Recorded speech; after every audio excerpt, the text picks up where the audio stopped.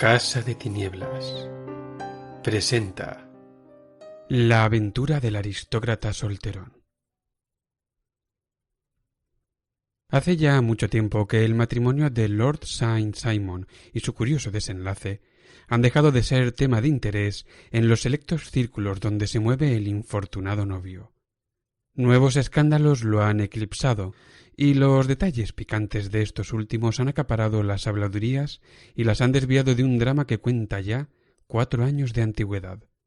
Sin embargo, como tengo razones para creer que la totalidad de los hechos no se ha revelado nunca al gran público, y dado que mi amigo Sherlock Holmes desempeñó un papel importante en el esclarecimiento del caso, considero que sus memorias no estarían completas si no incluyeran un breve esbozo de tan notable episodio.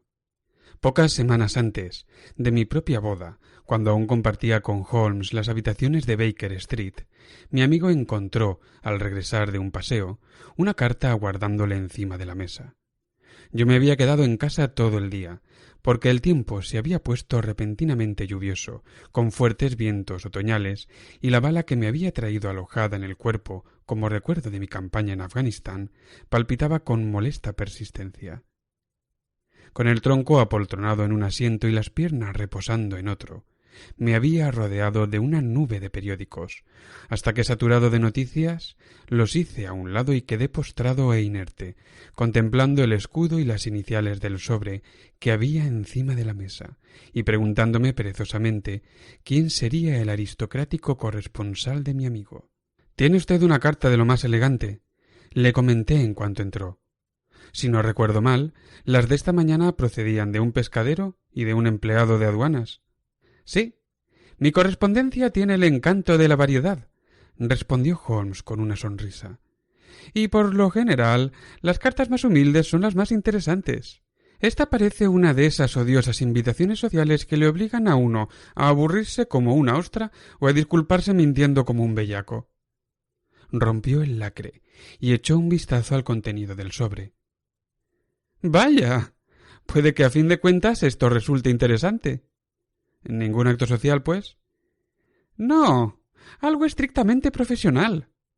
«¿De un cliente noble?» «De los más nobles de Inglaterra». «Amigo mío, le felicito».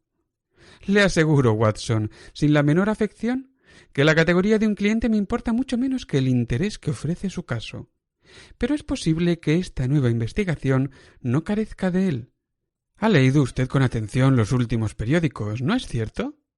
«Eso parece», dije melancólicamente, señalando la enorme cantidad de ellos que se amontonaban en un rincón. No tenía otra cosa mejor que hacer. «Es una suerte, porque quizá pueda ponerme a mí al corriente. Yo solo leo los sucesos y los anuncios de personas desaparecidas. Estos últimos son siempre instructivos, pero si usted ha seguido de cerca los recientes acontecimientos, habrá leído algo acerca de Lord Saint Simon y su boda». «Oh, sí, con el mayor interés». «¡Estupendo! La carta que tengo entre las manos es de él.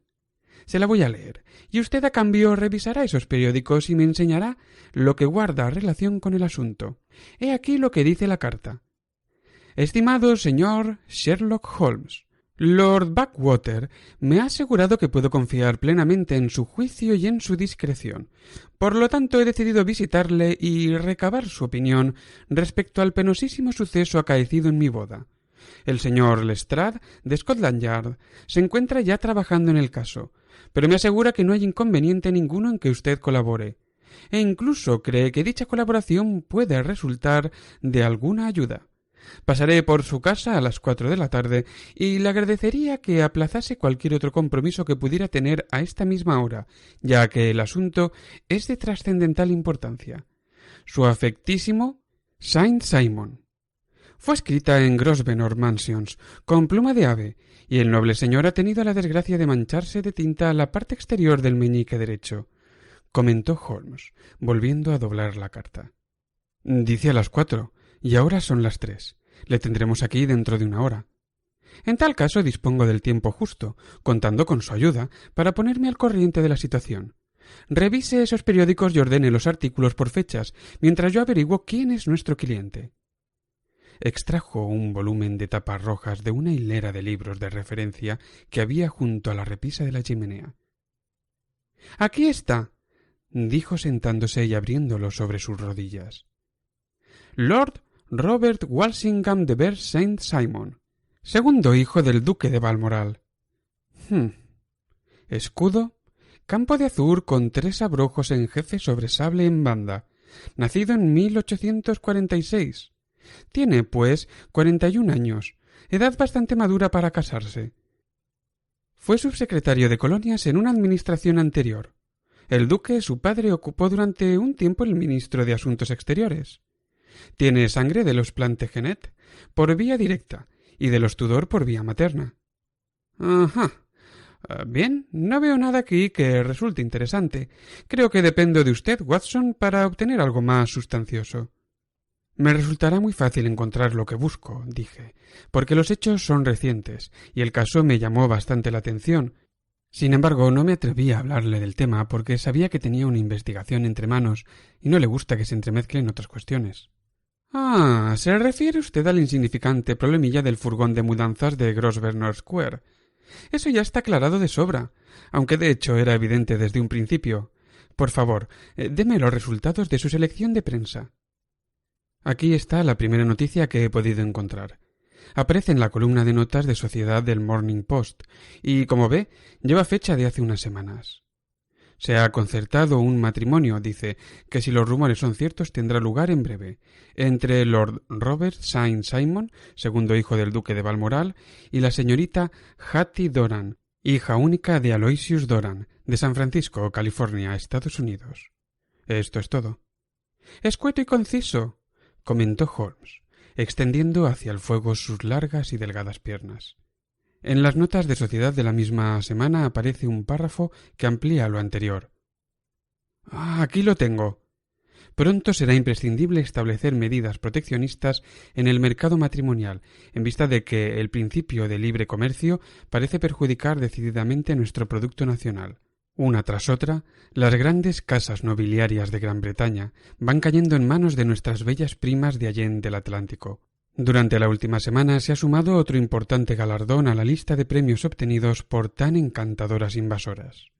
Lord Saint Simon, que durante más de 20 años se ha mostrado inmune a las flechas del travieso diosecillo, ha anunciado oficialmente su próximo enlace con la señorita Hattie Doran, fascinante hija de un millonario californiano. La señorita Doran, cuya grácil figura y hermoso rostro llamaron poderosamente la atención en las fiestas de Westbury House, es hija única y se rumorea que su dote supera en mucho las 6 cifras, con expectativas para el futuro. Si tenemos en cuenta que es un secreto a voces que el duque Balmoral se ha visto forzado a vender su colección de pintura en los últimos años y que Lord Saint Simon carece de propiedades, exceptuando la pequeña finca de Birchmoor, parece evidente que la heredera californiana no es la única que sale beneficiada de una alianza que le permite realizar la sencilla y habitual transición de dama republicana a aristócrata británica. ¿Algo más?, preguntó Holmes con un bostezo. Oh, sí, mucho más. Hay otra nota en el Morning Post, donde dice que la boda será un acto absolutamente privado, que se celebrará en St. George, en Hanover Square, que solo se invitará a media docena de amigos íntimos y que luego todos se trasladarán a la casa adquirida en Lancaster Gate por el señor Aloysius Doran. 2 días más tarde, es decir, el miércoles pasado, aparece la breve noticia de que la boda ha tenido lugar y de que los novios están pasando la luna de miel en casa de los Backwater, cerca de Petersfield. Estas son todas las noticias que se publicaron antes de la desaparición de la novia. ¿De qué?, preguntó Holmes con un sobresalto. De la desaparición de la novia. ¿Y cuándo desapareció? Durante el banquete de boda. Vaya. Esto se está poniendo más interesante de lo que prometía, y de hecho bastante teatral. Sí, me pareció que se salía de lo corriente. Muchas novias desaparecen antes de la ceremonia, y una que otra durante la luna de miel, pero no recuerdo que ninguna lo hiciera de modo tan precipitado. Por favor, deme detalles. Le advierto que son muy incompletos. Quizá podamos lograr que lo sean menos. Lo poco que se sabe figura en un único artículo publicado ayer por la mañana. Voy a leérselo. Se titula Extraño incidente en una boda de alto copete. La familia de Lord Robert Saint-Simon ha quedado sumida en la mayor consternación ante los extraños y penosos sucesos relacionados con su boda. La ceremonia, tal como comunicaba brevemente la prensa de ayer, se había celebrado el día anterior, pero hasta hoy no ha sido posible confirmar los extraños rumores que circulaban de forma insistente. Pese a los esfuerzos de los amigos por silenciar el suceso, este ha atraído hasta tal punto la atención del público que no serviría de nada fingir desconocer un tema que está en boca de todos. La ceremonia, que tuvo lugar en la iglesia de St. George de Hanover Square, se celebró en privado y asistieron solo el padre de la novia, Aloysius Doran, la duquesa de Balmoral, Lord Backwater, Lord Eustace y Lady Clara Saint-Simon, hermano y hermana menores del novio, y Lady Alice Whittington. A continuación, el cortejo se trasladó a la casa del señor Aloysius Doran en Lancaster Gate, donde se había dispuesto el banquete. Al parecer se produjo allí un pequeño incidente provocado por una mujer, cuyo nombre no se ha podido confirmar, que intentó introducirse por la fuerza en la casa tras el cortejo nupcial, alegando que tenía que presentar cierta reclamación al Lord Saint-Simon. Tras una bochornosa y prolongada escena, el mayordomo y un criado lograron echarla de allí. La novia, que afortunadamente había entrado en la casa antes de tan desagradable interrupción, se había sentado a almorzar con los demás, pero se quejó de una repentina indisposición y se retiró a su alcoba. Dado que lo prolongado de su ausencia comenzaba a provocar comentarios, su padre fue a buscarla. La doncella le dijo que su hija había entrado solo un momento en la habitación para coger un abrigo y un sombrero, y que después había desaparecido corriendo por el pasillo. Uno de los criados declaró haber visto salir de la casa a una señora cuya vestimenta respondía a esta descripción, pero que no había creído que pudiera ser la novia, convencido como estaba de que ésta se encontraba con los invitados. Al comprobar que su hija había desaparecido, el señor Aloysius Doran, acompañado por el novio, se puso inmediatamente en contacto con la policía, y en la actualidad se están llevando a cabo intensas investigaciones que no tardarán probablemente en esclarecer tan misteriosa cuestión. No obstante, a últimas horas de la pasada noche todavía no se sabía nada acerca del paradero de la dama desaparecida. Se han desatado 1000 rumores y se dice que la policía ha arrestado a la mujer que provocó aquel incidente y que, por celos o por algún otro motivo, puede estar implicada en la misteriosa desaparición de la novia. ¿Eso es todo? Hay solo una nota breve en otro periódico de la mañana, pero tiene su interés. ¿Qué dice? Dice que la señorita Flora Millar, la dama que provocó el incidente, ha sido en efecto detenida. Parece que fue hace tiempo danzarina del Alegro y que conocía al novio desde hace muchos años. No hay más detalles, y en este punto llega el caso a sus manos, al menos según lo que ha expuesto la prensa. Y parece tratarse de un caso extremadamente interesante. No me lo perdería por nada del mundo. Pero llaman a la puerta, Watson, y dado que el reloj marca pocos minutos después de las 4, no me cabe duda de que aquí llega nuestro aristocrático cliente. No se le ocurra marcharse, Watson, porque prefiero disponer de un testigo para reafirmar mi propia memoria. Lord Robert Saint-Simon, anunció nuestro botones, abriendo la puerta de par en par. Entró un caballero de aspecto agradable, expresión altiva y rostro pálido, tal vez con cierta petulancia en el rictus de la boca y con la mirada directa y segura de quien ha tenido la fortuna de nacer para mandar y ser obedecido. Aunque sus movimientos eran vivos, parecía mayor de la edad que tenía, porque iba ligeramente encorvado y doblaba un poco las rodillas al andar. Además, cuando se quitó el sombrero de ala curvada, vimos que su cabello era gris a los lados y empezaba a clarear en la coronilla. En cuanto a su indumentaria, era exquisita hasta rayar en la afectación. Cuello alto, levita negra, chaleco blanco, guantes amarillos, polainas de color claro y zapatos de charol. Avanzó despacio por la habitación, volviendo la cabeza a uno y a otro lado, y balanceando en la mano derecha un cordón del que colgaban sus gafas de montura de oro. «Buenas tardes, Lord Saint-Simon», dijo Holmes, levantándose y haciendo una inclinación. «Por favor, Siéntese en la butaca de mimbre. Le presento a mi amigo y colaborador, el doctor Watson. Acérquese un poco al fuego y discutiremos su problema. Un problema extremadamente doloroso para mí, como puede usted imaginar, señor Holmes. Me ha herido en lo más vivo. Tengo entendido, señor, que usted ha intervenido en otros casos delicados, similares a este, aunque presumo que no afectarían a personas de la misma clase social. No. De hecho, sigo una línea descendente. ¿Cómo? Mi último cliente de esta índole fue un rey. De veras no lo sabía.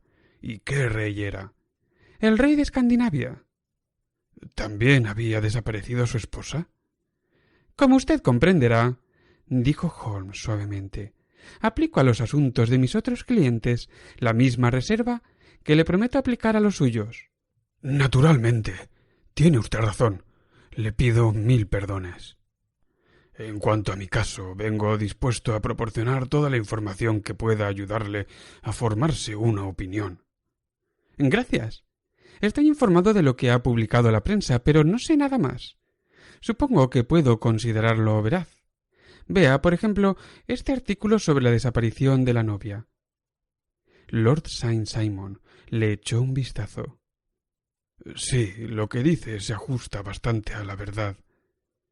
Sin embargo, es preciso disponer de mucha información complementaria para poder adelantar una opinión.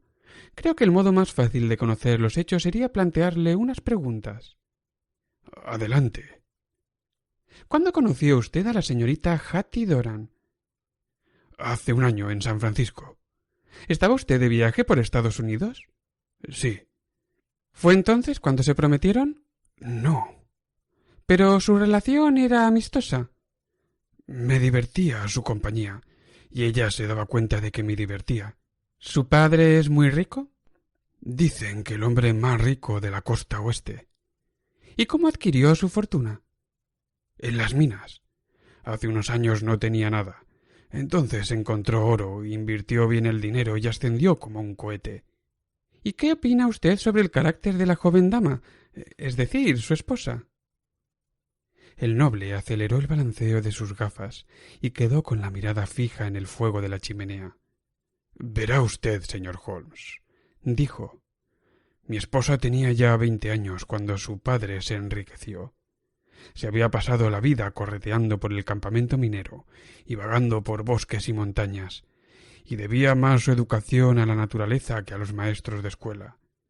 Es lo que en Inglaterra llamaríamos un carácter fuerte, independiente y libre, no sujeto a ningún tipo de tradición. Es impetuosa, casi diría que volcánica. Toma sus propias decisiones y no vacila en llevarlas a la práctica. Por otra parte, yo no le habría dado el apellido que tengo el honor de llevar. Al decir estas palabras soltó una tosecilla solemne. Si no creyera que tiene un fondo de nobleza. Pienso que es capaz de sacrificios heroicos y que le repugna cualquier acto deshonroso. ¿Tiene su fotografía? He traído esto. Abrió un medallón y nos mostró el rostro de una mujer muy hermosa. No se trataba de una fotografía, sino de una miniatura en marfil, y el artista había plasmado hábilmente el lustroso cabello negro, los ojos grandes y oscuros y la boca exquisita. Holmes la contempló largo rato con atención. Después cerró el medallón y se lo devolvió al Lord Saint-Simon. O sea que la joven vino a Londres y los dos volvieron a verse. Sí, su padre la trajo con motivo de la última temporada londinense. Nos vimos varias veces, nos prometimos y ahora me he casado con ella. Tengo entendido que la novia ha aportado una dote considerable. Una buena dote, pero no mayor de lo habitual en mi familia.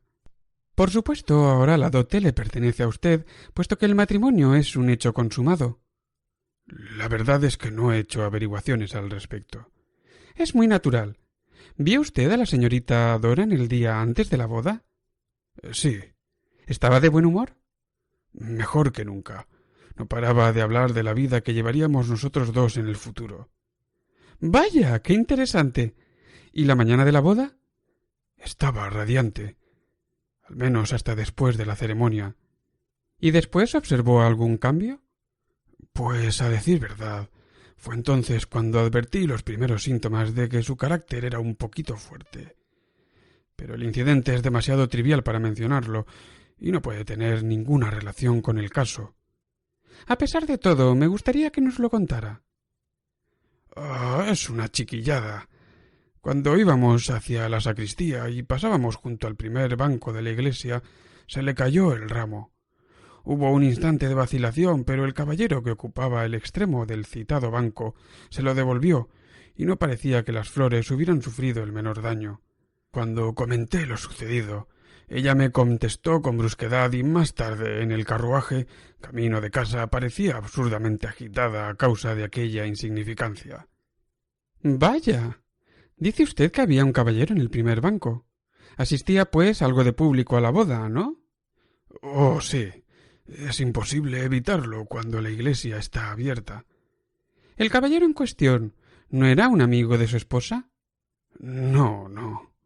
Le he llamado caballero por cortesía, pero era un tipo de lo más vulgar. Apenas me fijé en él. Pero creo que nos estamos desviando del tema. Así pues, Lady Saint-Simon regresó de la boda en un estado de ánimo menos alegre que el que había mostrado a la ida. ¿Qué hizo al volver a casa de su padre? La vi conversar con su doncella. ¿Y quién es esta doncella? Se llama Alice, es americana y vino de California con ella. ¿Una doncella de confianza? Quizá en exceso. A mí me parece que su señora le permite demasiadas libertades. Claro que en Estados Unidos ven esas cosas de modo diferente. ¿Cuánto tiempo estuvo hablando con la tal Alice? Unos minutos. Yo tenía otras cosas en que pensar. ¿Y no oyó lo que decían? Lady Saint-Simon dijo algo acerca de pisarle a otro la concesión. A veces utilizaba esa jerga de los mineros. No sé a qué podía referirse. ¿Y qué hizo su esposa cuando terminó de hablar con la doncella? Se dirigió al comedor. ¿Cogida de su brazo? No, sola. En pequeños detalles como este era muy independiente. Después, cuando llevábamos unos 10 minutos sentados a la mesa, se levantó con premura, murmuró unas palabras de disculpa y abandonó la habitación. Ya no regresó. Pero según tengo entendido, esta doncella llamada Alice ha declarado que su esposa entró en su alcoba, se cubrió el vestido de novia con un largo abrigo, se puso un sombrero y salió del edificio. Exactamente.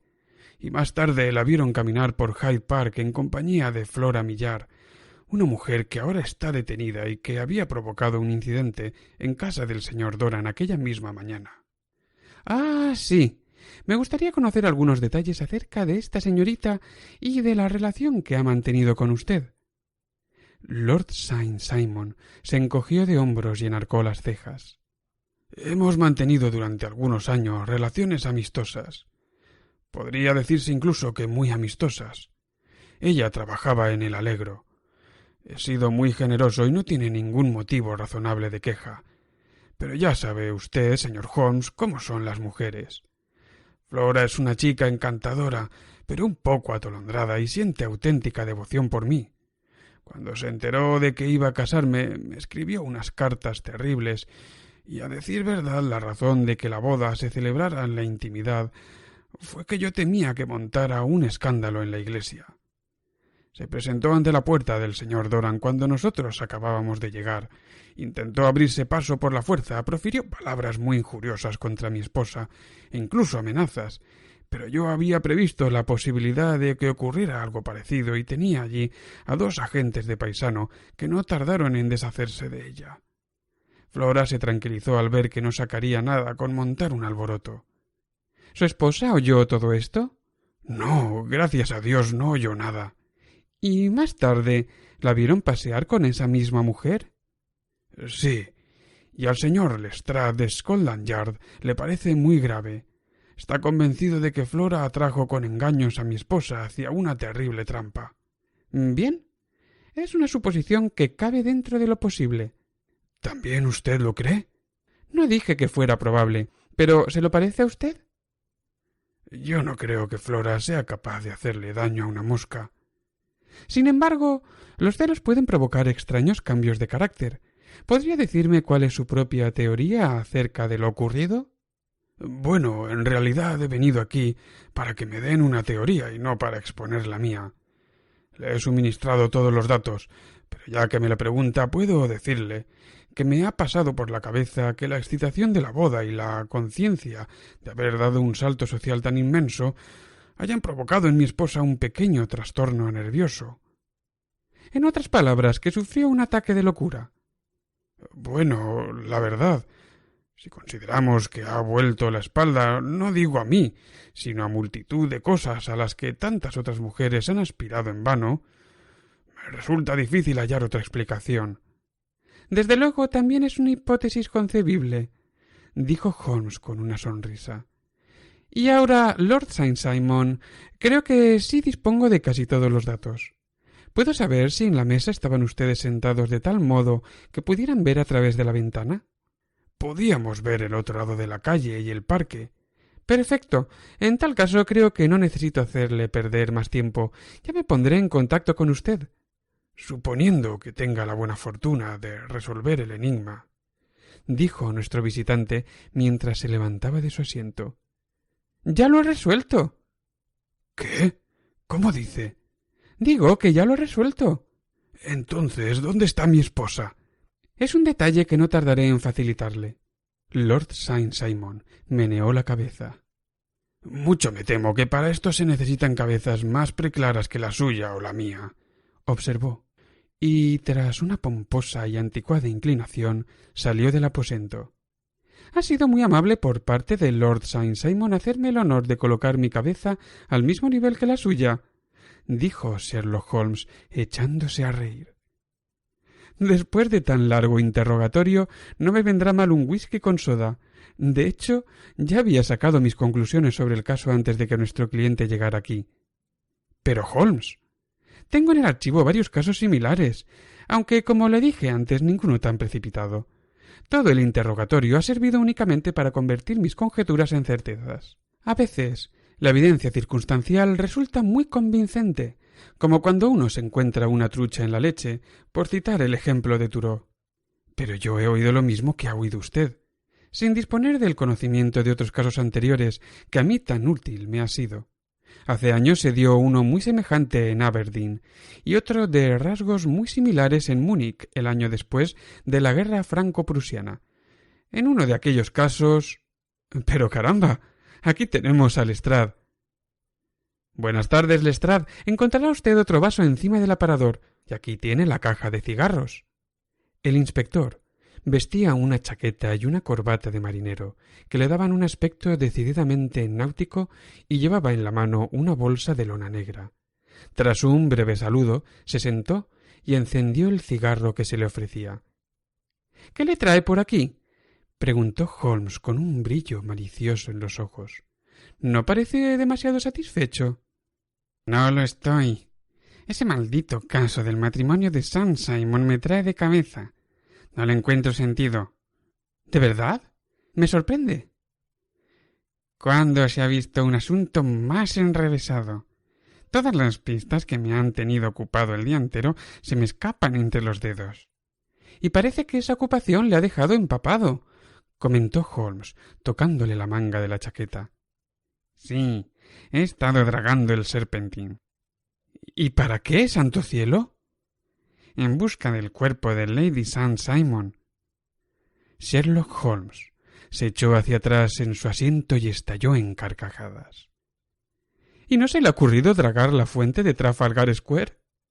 ¿Por qué? ¿Qué quiere decir con eso? Pues que tantas posibilidades tiene usted de encontrar a la dama en un sitio como en otro. Lestrade dirigió a mi compañero una mirada furibunda. Supongo que usted lo sabe todo, replicó con desdén. Acabo de recibir la información acerca de lo ocurrido, pero ya he llegado a una conclusión. Claro. ¿Y no cree usted que el serpentín desempeñe ningún papel en el asunto? Lo considero altamente improbable. Entonces, tal vez tenga usted la bondad de explicarme cómo he encontrado todo esto allí. Mientras hablaba, Lestrade abrió la bolsa y volcó en el suelo su contenido. Un vestido de novia de seda, unos zapatos de raso blanco, una diadema y un velo de novia, todo ello deslucido y empapado. Encima colocó un anillo de boda reluciente. «Aquí tiene, maestro Holmes», dijo. «A ver cómo roe usted este hueso». «Vaya, vaya», dijo mi amigo, lanzando al aire anillos de humo azul. ¿Ha encontrado todo esto tragando el serpentín? No, lo encontré un guarda del parque flotando cerca de la orilla. Las prendas han sido identificadas como las que vestía la novia, y me pareció que si la ropa estaba allí, el cuerpo no podía andar muy lejos. Según este brillante razonamiento, todos los cadáveres deberían de encontrarse cerca de su ropero. Y dígame, por favor, ¿qué esperaba conseguir con todo esto? Una prueba que implicara a Flora Millar en la desaparición. Me temo que le va a resultar difícil. ¿De veras? Exclamó Lestrade, algo picado. Pues yo me temo, Holmes, que sus razonamientos y sus deducciones no le sirven de mucho. Ha metido 2 veces la pata en otros tantos minutos. Este vestido sí acusa a la señorita Flora Millar. ¿Y de qué modo? En el vestido hay un bolsillo, en el bolsillo hay un tarjetero, en el tarjetero hay una nota, y he aquí la nota. La depositó de un manotazo sobre la mesa, delante de él. Escuche esto. Nos veremos cuando todo esté arreglado. Ven enseguida. F.H.M. Pues bien, desde un buen principio he tenido la teoría de que Lady Saint-Simon fue atraída con engaños por Flora Millar y de que ésta, sin duda con la ayuda de cómplices, es responsable de su desaparición. Aquí, firmada con sus iniciales, está la nota que le pasó disimuladamente ante la puerta y que sirvió como cebo para hacerla caer en la trampa. Muy bien, Lestrade, dijo Holmes riendo. Es usted fantástico. Cogió el papel con indiferencia, pero algo llamó al instante su atención y lanzó un grito de entusiasmo. Esto sí que es importante, aseguró. Vaya, ¿se lo parece? Ya lo creo, y le felicito calurosamente. Lestrade se levantó con aire triunfal e inclinó la cabeza para mirar la nota. Pero, exclamó atónito, la está usted mirando por el otro lado. Al contrario, la miro por el lado debido. ¿El lado debido? Usted está loco. La nota lápiz está por aquí. Pero por aquí hay algo que parece el pedazo de una factura de hotel, que es lo que a mí me interesa, y mucho. Eso no significa nada. Ya me había fijado, dijo Lestrade. 4 de octubre, habitación 8 chelines. Desayuno 2 chelines y 6 peniques. Cóctel con chelín, almuerzo 2 chelines y 6 peniques. Copa de jerez 8 peniques. No veo nada de particular. Es probable. Pero aunque usted no lo vea, es importante. También la nota es importante, o al menos lo son las iniciales. Le felicito de nuevo. Ya he perdido bastante tiempo, dijo Lestrade poniéndose en pie. Yo creo en realizar un trabajo duro, en la calle, y no en sentarse junto al fuego y urdir bellas teorías. Buenos días, señor Holmes, y ya veremos quién llega antes al fondo de la cuestión. Recogió las prendas de ropa, las volvió a meter en la bolsa y se encaminó hacia la puerta. Le voy a dar una pequeña pista, Lestrade, dijo Holmes lentamente. Voy a darle la verdadera solución del enigma. Lady Saint-Simon es una entelequia.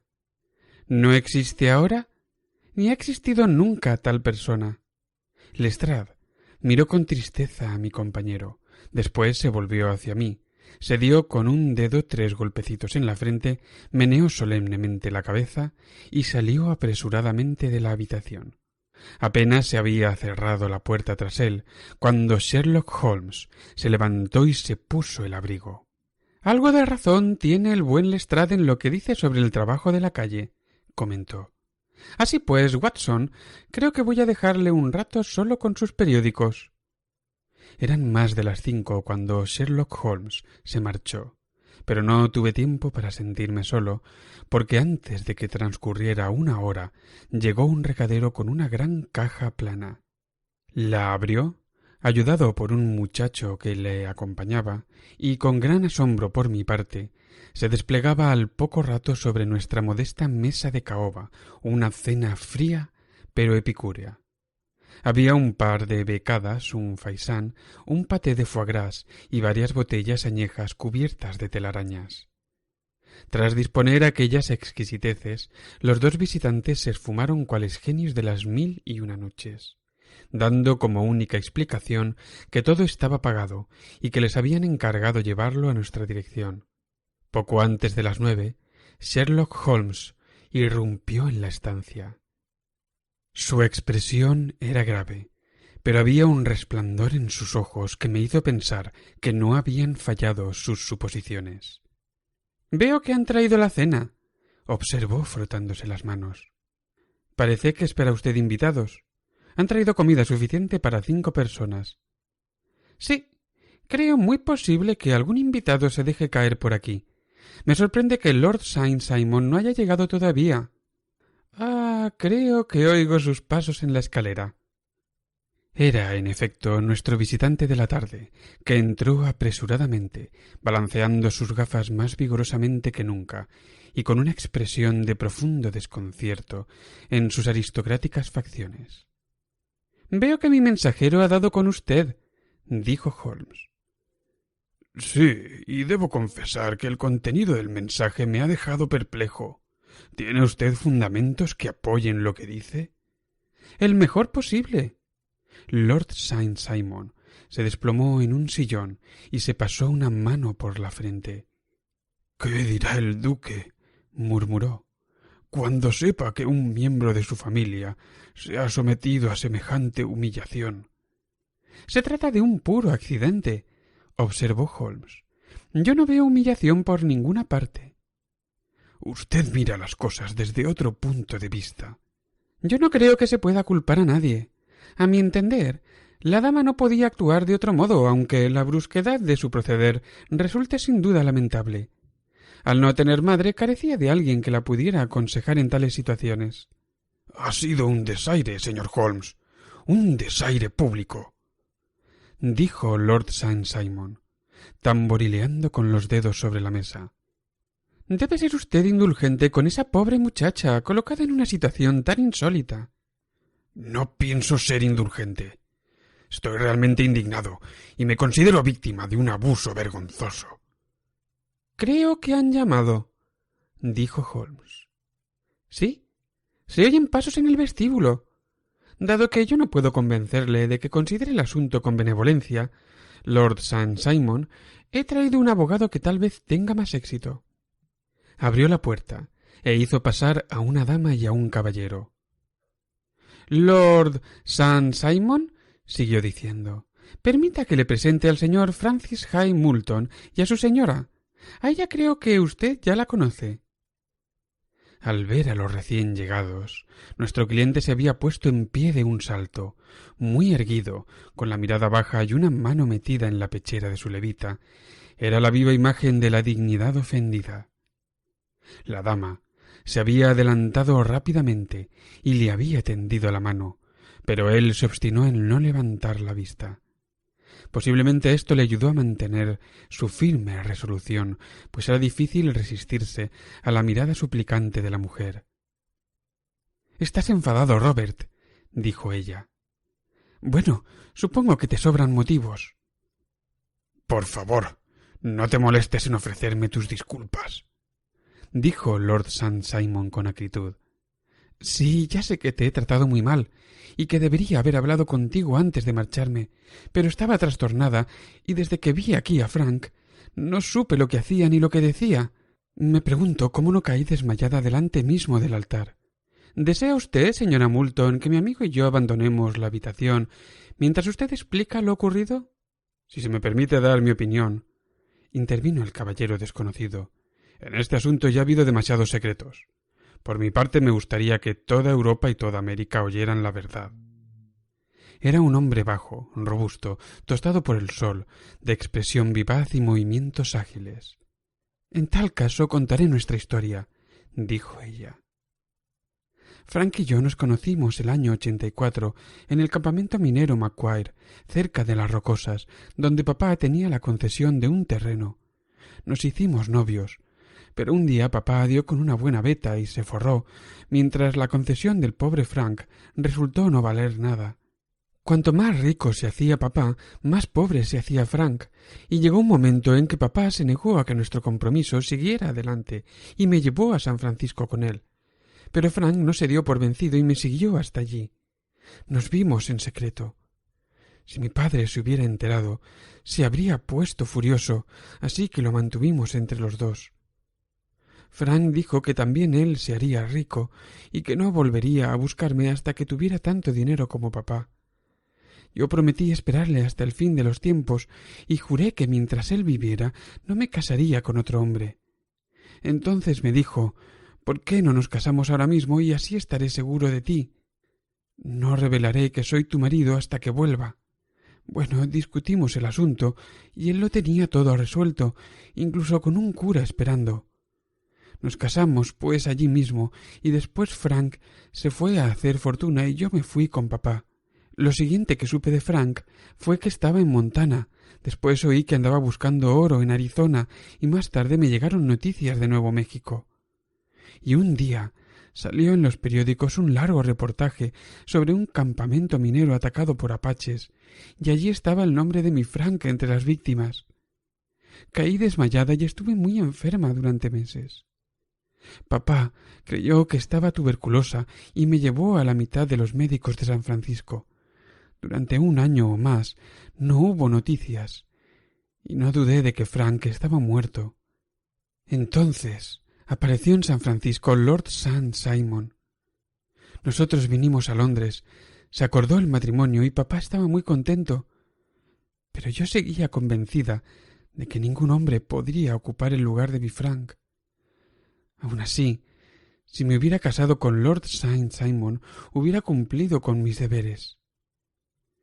No tenemos poder sobre nuestro amor, pero sí sobre nuestras acciones. Fui con él al altar, con la intención de ser tan buena esposa como me fuera posible. Pero ya pueden imaginarse lo que sentí cuando, al acercarme al altar, dirigí la vista atrás y vi a Frank, que me observaba desde el primer banco de la iglesia. Al principio lo tomé por un fantasma, pero miré de nuevo y él seguía allí, como preguntándome con la mirada si yo me alegraba de verlo o lo lamentaba. No sé cómo no caí redonda al suelo. Todo daba vueltas a mi alrededor y las palabras del sacerdote me sonaban en los oídos como el zumbido de una abeja. No sabía qué hacer. ¿Debía interrumpir la ceremonia y montar un escándalo en la iglesia? Me volví a mirarlo y me pareció que él sabía lo que yo estaba pensando, porque se llevó un dedo a los labios para indicarme que no dijera nada. Después le vi garabatear en un papel y supe que me estaba escribiendo una nota. Al pasar junto a su banco, camino de la salida, dejé caer mi ramo a su lado y él deslizó la nota en mi mano al devolverme las flores. Eran solo unas palabras donde decía que me reuniera con él cuando me hiciera una señal. Por supuesto, no dudé ni un segundo que mi primera obligación era para con él y estaba dispuesta a hacer cualquier cosa que me pidiese. Al llegar a casa se lo conté todo a mi doncella, que lo había conocido en California y siempre lo había apreciado mucho. Le mandé que no dijera nada, pero que tuviera a punto mi abrigo y algunas cosas. Sé que debería habérselo dicho a Lord St. Simon, pero resultaba muy difícil hacerlo delante de su madre y de todos aquellos personajes tan importantes. Decidí escaparme primero y dar las explicaciones después. No llevaba ni 10 minutos sentada a la mesa cuando vi a Frank por la ventana, al otro lado de la calle. Me hizo una señal y echó a andar hacia el parque. Yo dejé enseguida el comedor, me puse el abrigo y salí tras él. En la calle se me acercó una mujer que me dijo algo acerca de Lord St. Simon. Por lo poco que entendí, me pareció que él tenía también su pequeño secreto anterior a la boda, pero enseguida conseguí deshacerme de ella y reunirme con Frank. Cogimos un coche, fuimos a las habitaciones que había alquilado en Gordon Square, y esta fue mi verdadera boda después de tantos años de espera. Frank había caído en poder de los apaches, se había fugado, había vuelto a San Francisco y había averiguado que yo le había dado por muerto y estaba en Inglaterra.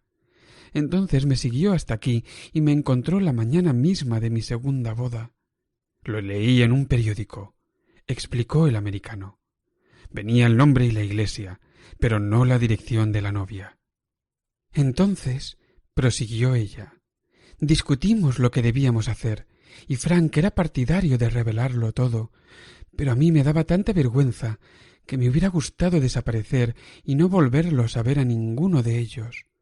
Escribirle como mucho unas líneas a papá para hacerle saber que seguía viva. Para mí era horroroso pensar en todos aquellos señores y aquellas damas sentados en torno a la mesa esperando mi regreso. Así pues, Frank hizo un fardo con mi vestido de novia y mis otras cosas, y las tiró en un sitio donde nadie pudiera encontrarlas y seguir mi pista. Lo más seguro es que nos hubiéramos marchado a París mañana, pero este amable caballero, el señor Holmes, ha venido a vernos esta tarde, y nos ha hecho ver con toda claridad que yo estaba equivocada y que Frank tenía razón, y que tanto secreto solo servía para empeorar las cosas. Después nos ha ofrecido la oportunidad de hablar a solas con Lord Saint Simon, y por eso hemos venido sin pérdida de tiempo a su casa.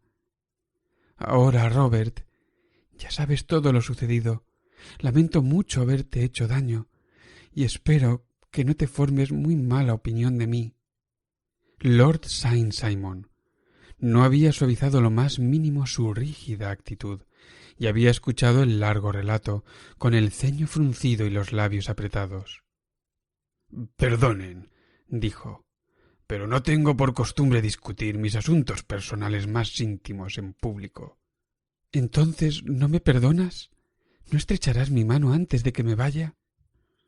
Desde luego, si esto ha de hacerte feliz. Lord Saint Simon extendió la mano y estrechó fríamente la que ella le tendía. Tenía la esperanza, sugirió Holmes, de que usted se uniera a nosotros en una cena de amigos. Creo que eso es pedir demasiado, respondió su señoría. Tal vez no me quede otro remedio que aceptar el curso de los acontecimientos, pero no espere que vaya a celebrarlo. Con su permiso, les deseo muy buenas noches. Hizo una amplia reverencia que nos abarcó a todos y abandonó a grandes zancadas la habitación. En tal caso, espero que al menos ustedes me honren con su compañía, dijo Sherlock Holmes. Siempre es un placer conocer a un norteamericano, señor Moulton, pues soy de aquellos que opinan que la tontería de un monarca y la torpeza de un ministro de tiempos remotos no impedirán que nuestros hijos sean algún día ciudadanos de una única nación, bajo una bandera que unirá la Union Jack con las barras y estrellas. Cuando los invitados se hubieron marchado, Holmes comentó: «Ha sido un caso de lo más interesante porque demuestra con toda claridad lo sencilla que es la explicación de un asunto que a primera vista parece casi inexplicable. Nada más natural que la serie de acontecimientos tal como los ha narrado esta señora, aunque los resultados no puedan ser más extraños si los contempla, por ejemplo, el señor Lestrade de Scotland Yard». «Así pues, ¿usted no se ha equivocado en ningún momento?» «Desde un principio, dos hechos me resultaron evidentes. Primero, que la novia había acudido bien dispuesta a la boda. Segundo, que estaba arrepentida de ella a los pocos minutos de regresar a casa. Era obvio que había ocurrido algo durante la mañana que la hizo cambiar de opinión. ¿Qué podía ser? No pudo haber hablado con nadie porque estuvo todo el tiempo en compañía del novio. ¿Habría visto a alguien? En tal caso tenía que tratarse de alguien procedente de Estados Unidos, pues llevaba demasiado poco tiempo en nuestro país para que alguien hubiera adquirido tanta influencia sobre ella como para que su mera visión la indujera a modificar radicalmente sus planes. Como ve, ya hemos llegado por un proceso de exclusión a la idea de que la novia había visto a un americano. ¿Quién podía ser y por qué ejercía tanta influencia sobre ella? Podía tratarse de un amante o podía tratarse de un amigo.